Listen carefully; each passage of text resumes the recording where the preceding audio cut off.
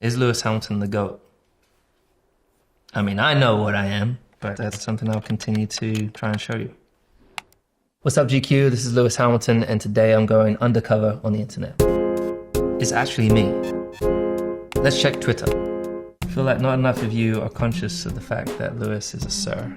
Yeah, I mean, it's only an English thing, isn't it? So I think it's pretty cool to be a knight of the English realm, or whatever they call it. Yeah, it's a shame it's not back in the day, because back in the day, they, you know, when you watch movies, the knight could go around and knight his friends or other people. I'd be knighting all my friends, but can't do that now. I said nobody thought about telling me that Lewis Hamilton's afraid of onions for some reason. I'm not afraid of onions, I just hate onions, particularly raw onions. I don't mind if it's cooked in a soup or something like that, but onions and chives are the things that, I don't know, it just reminds me of BO. You know, when you're around someone that has just the worst BO and you want to get away from them. What is your fondest memory you have had at the Met Gala? Oh geez, these two pictures. I think the blue one was one of my first times that I went. I think my fondest memory is the last time that I went. It is such a glamorous and beautiful event, and you feel really privileged to have the opportunity to go. But I kind of, over time, I was kind of like, okay, I've been a few times. I felt like I wanted to utilize the opportunity to help people. So I felt like I was like, maybe that's a good opportunity to bring some great young designers that perhaps would never have the chance to go to the Met, really kind of put the spotlight on them, in which we did. It was really beautiful to see the attention they got doing covers and styling people within Vogue, getting the CFD award. Just to be a little bit part of that really like made me proud to be a part of. You can eat only one food for the rest of your life. What are you choosing? One food for the rest of my life. Oh, geez. Like one meal? I think that's a difficult one. I think it would be a curry. Love Indian food. There's one food that I do eat all the time when I get home, and it's just minestrone soup. And I just have the same minestrone soup all the time. I don't ever get tired of it. So, or avocado toast. Super easy. What's this? Kora? Now on to Kora. What obstacles has Lewis Hamilton had to overcome during his career? Well, I mean, it's been a long period of time that I've been racing since I was 8. Obstacles were funding, finding sponsorship and support was key to me getting to where I am today. Not really fitting in a sport which was white dominated and wasn't an area that was diverse. We were the only black family on the scene, so experienced a lot of racism, a lot of pushback. And so just trying to fit in and struggling with that acceptance was a big obstacle to overcome. Failure in my sport, you're constantly faced with challenges. You can't always win, naturally. The natural highs you get are amazing, and then you have these lows. The challenge of the mental side, mental stability, mental health has been a huge part of my whole journey. Probably since I was 11, I would say, is when it really started to become a real challenge. I went to do karate when I was 6 because I was getting bullied at school because I wanted to be able to protect myself. And then I was seeing other kids getting bullied and I wanted to be able to help them. But when I step in, I'll just get beaten up too. And I was a small kid. So those are things that I encountered and I wanted to be able to overcome.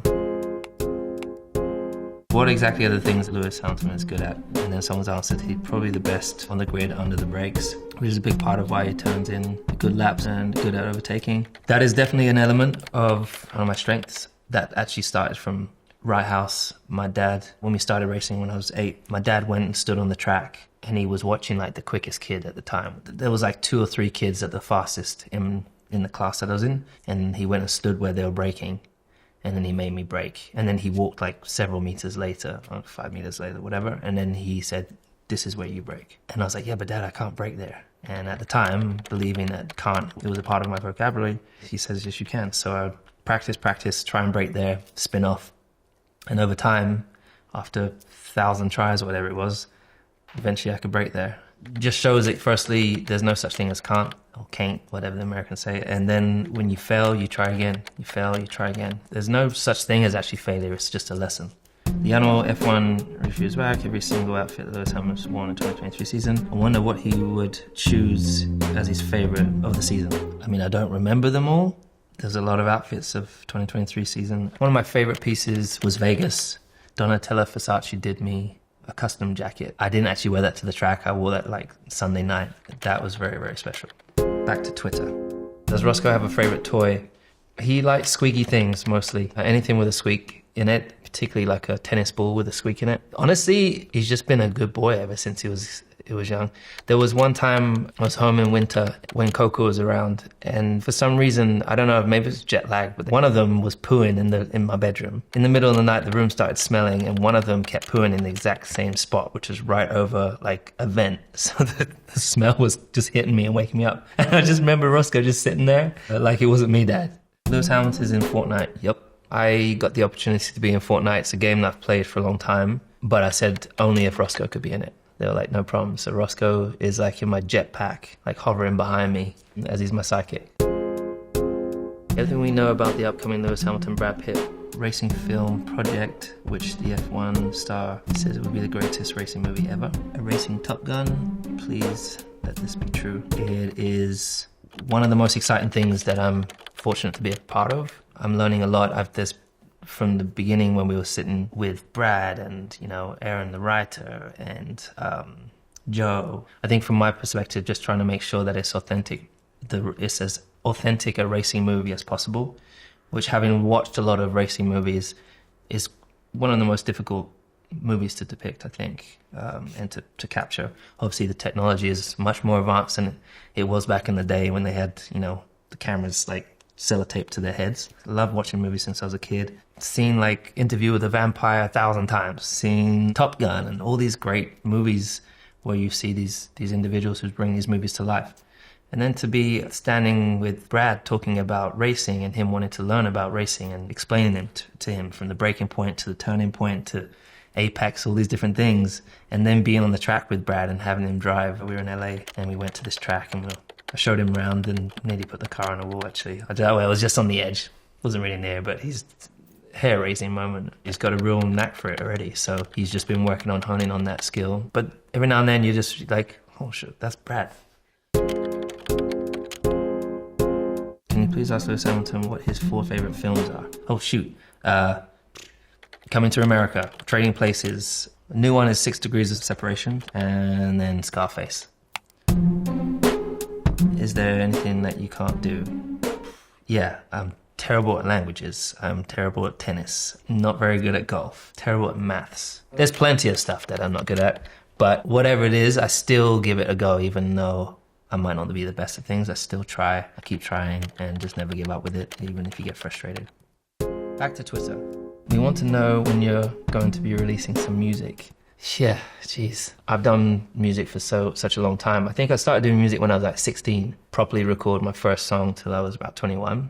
But I have some new stuff, so we will see. One of my bedrooms at home I have set up with some really great speakers. So I have my own little setup and I just record myself. When I'm in LA, more often than not, we go to a studio. Of recent, we rented a house in December and did this whole writing camp, and I had a whole group of people with me, that massively talented individuals, and we had 3 rooms and I was bouncing between each room. And so I did that, and when I was in Jamaica I was doing music every day. I've got some new stuff. I need to finish it, put it together, and then maybe I'll share it with you. What's your favorite drink?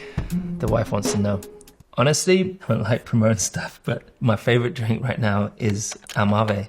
It's my non-alcoholic tequila that we've spent the last 20 months putting together and going through the whole tasting process, going out to Mexico City and out to Jalisco where tequila is made, understanding the process, and that's been so exciting. And see something born and then something that you generally love, because I don't drink, so it's a perfect one to be able to wind down, particularly after a long day. How do you pick the countries to travel to when you're on your break? And are there any on your bucket list? There are. I have been to India, but I've not actually traveled through India. I really want to go back to India. One of my dreams is to travel, hike through the Himalayas. I want to climb Mount Everest one day. That's definitely on the bucket list. There's still a lot of countries in Africa that I really want to visit, like Nigeria, Ghana, Madagascar. I mean, there's a lot there that I still haven't been to see and experience. I've downloaded this app and I've put in all the places I've been. I think it's called Bin. I've only seen 33% of the world, so there's still so much to discover. How I pick the places that I go to nowadays is, apart from places that I've been to before that I feel comfortable in, I feel, where I'm able to really fully unplug and disengage from this crazy world that we live in. But I like to try and create great memories on a trip. I want to learn something as well, so I want to learn things about cultures and these different places that I go to. Yeah, I want it to be a bit of a learning experience. I don't like being on the beach. What is your favorite sporter outside of motorsport? Serena. Has to be Serena. She's just a bundle of fun, great energy, serious competitor, loves karaoke, like with a real passion, and just playing. She's just a really playful person. Time for some TikTok. I wonder what does he want his legacy to be? That's a difficult one to answer short, but I think helping people is something that I'm passionate about. Education, knowing that my education was probably the worst part of my life, and it is for so many people that are struggling. So many people don't have access to education, but so many people are being excluded within schools. So many people are struggling with so many different things going into school, mostly often affected from things that are happening outside of school, whether it's on the way to school, whether it's in social settings or at home.